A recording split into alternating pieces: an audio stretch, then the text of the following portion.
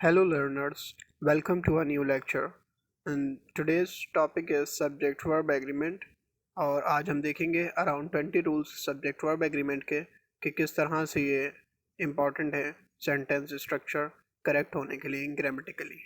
सो इस वीडियो में हमने ऑलमोस्ट 20 रूल्स कवर किए हैं सब्जेक्ट वर्ब एग्रीमेंट के, जो कि हमारे इम्पॉर्टेंट होते हैं एक किसी भी सेंटेंस को ग्रामेटिकल करेक्ट लिखने के लिए और सेंटेंस के बाद किसी भी पैराग्राफ को कंप्लीट करने के लिए विदाउट एनी ग्रामेटिकल मिस्टेक। सो आज की वीडियो में अगर किसी को भी इस चीज़ का कॉन्सेप्ट नहीं पता कि सब्जेक्ट वर्ब एग्रीमेंट कितने इम्पॉर्टेंट हैं हमारे राइटिंग के लिए, सो इस वीडियो को कंप्लीट वॉच करें और इसके बाद आपको कोई डाउट नहीं रहेगा, और अगर रहे तो you can ask in comment, so उसको भी हम क्लियर कर देंगे। ठीक है, सो हम स्टार्ट करते हैं आज की क्लास। सो आई होप कि आपको इससे काफ़ी कुछ सीखने को मिलेगा। ठीक है, so let's begin. Okay, the rule number 1 is subjects and verbs must agree in numbers. जो हमारे सब्जेक्ट्स हैं और वर्ब्स हैं वो हमेशा नंबर्स में एग्री करने चाहिए। अगर हमारा सब्जेक्ट जो है वो सिंगुलर है, सो हमेशा याद रखें कि वर्ब भी हमारे पास सिंगुलर ही यूज़ होगा, और अगर सब्जेक्ट हमारा प्लुरल है सो हमेशा always we use plural verb. ठीक है, ओके। सो इधर आप देख भी सकते हैं, एग्जाम्पल के तौर पर मैंने एक लिखा हुआ है, cow is a singular, so we use eats. Eats is a singular verb. अच्छा, एक चीज़ जो यहाँ पे अक्सर लोगों को कंफ्यूज कर देती है कि सब्जेक्ट्स और वर्ब्स की जब हम बात करते हैं तो सिंगुलर और प्लुरल में। अच्छा देखिए, सब्जेक्ट जब हम प्लुरल करेंगे तो काउ को प्लुरल करने के लिए काउज, ठीक है, डक को प्लुरल करने के लिए डक्स, ठीक है। बट अगर हम वर्ब की बात करें तो हमें वर्ब को प्लुरल करने के लिए उसमें से एस को हटाना पड़ता है। ईट्स यहाँ पे लिखा है तो ईट्स सिंगुलर है, अगर मुझे ईट का प्लुरल बनाना होगा वो बनेगा ई ए टी, ईट। मैं एस को एलिमिनेट कर दूंगा, ये हमारे पास क्या बन जाएगा, प्लुरल। तो हमेशा याद रखें कि जब भी वर्ब का प्लुरल आपने बनाना है तो आपने उसमें से एस एलिमिनेट कर देना है, वो आपका प्लुरल फॉर्म होगी। ठीक है, और लेकिन जब आप नाउन की बात करते हैं तो आप एस ऐड करते हैं तब प्लुरल बनता है। ठीक है, ये इंपॉर्टेंट रूल है, इसको आप नेक्स्ट एग्जाम्पल में भी देख सकते हो। यहाँ लिखा है डक्स। डक्स जो है वो हमारा नाउन है विच इज़ प्लुरल। ठीक है, तो हमने इसके साथ वर्ब भी of course plural he use करना है, तो हमने यूज़ करा क्वैक। ठीक है, ये प्लुरल है। अच्छा, इसका सिंगुलर क्या बनेगा, हम इसमें क्या कर देंगे, सिर्फ एक एस ऐड कर देंगे, ये हमारा सिंगुलर बन जाएगा अगर हमें सिंगुलर बनाना है। बट हमें यहाँ पे अभी प्लुरल हमारा सब्जेक्ट है तो हम प्लुरल ही यूज़ करेंगे। ठीक है, यहाँ पे एक छोटी सी मैंने हिंट भी जो है वो लिख के रखी है कि S V S singular verbs have an S. जो बात हुई मैंने आपको बताई कि सिंगुलर वर्ब जितने भी होंगे अगर उसको आपको आइडेंटिफाई करना है तो उसके साथ हमेशा एस होगा। ठीक है, और अगर आपको प्लुरल उसको करना है तो आप क्या करेंगे, एस को एलिमिनेट कर दें। ठीक है, वो आपका प्लुरल वर्ब बन जाएगा। सो ये भी वही चीज़ हमने दोबारा लिखी हुई है, singular yes the verb has an S.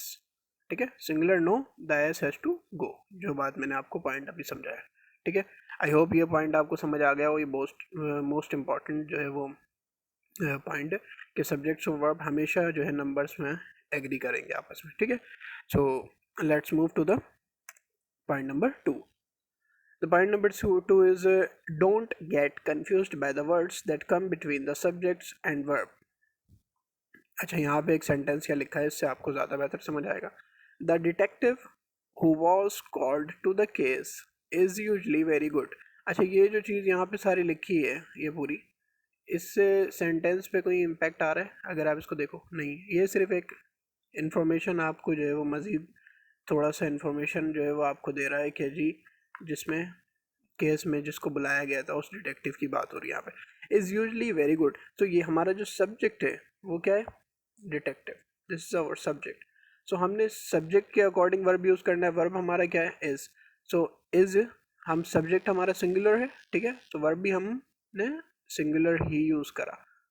ठीक है, तो हमने इस पूरे को नहीं देखना कि who was called the case, this is just the extra information which is available in this sentence. ठीक है, तो हमने हमेशा कंफ्यूज कभी नहीं होना कि अगर हमारे सब्जेक्ट और वर्ब के बीच में कोई ऐसे जो है वो वर्ड्स आ जाए। ठीक है, ये जिस तरह से यहाँ पर आया हुआ है कि the detective who was called to the case is usually very good, तो बात ही तो डिटेक्टिव की हो रही है ना। ठीक है, तो ये सिर्फ उसकी एक्स्ट्रा इन्फॉर्मेशन दी गई है।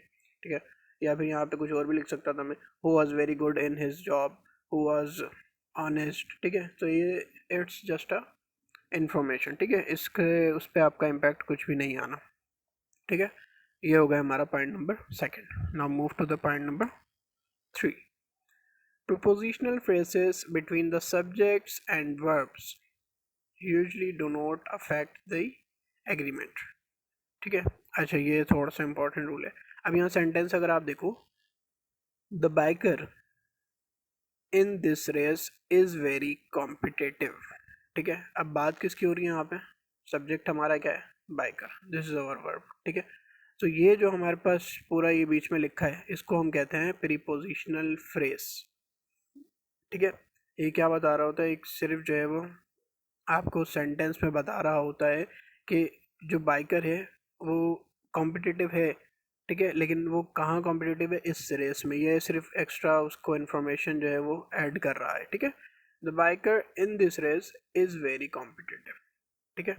जो स्पेसिफिक एक रेस हो रही है, ठीक है, उसकी बात हो रही है कि the biker in this race, ठीक है। तो हमने यहाँ पे भी कंफ्यूज नहीं होना, और हमने सब्जेक्ट के हिसाब से अपना वर्ब यूज़ करना है। सिंगुलर सब्जेक्ट है तो हमने वर्ब भी सिंगुलर ही यूज़ किया है, ठीक हो गया।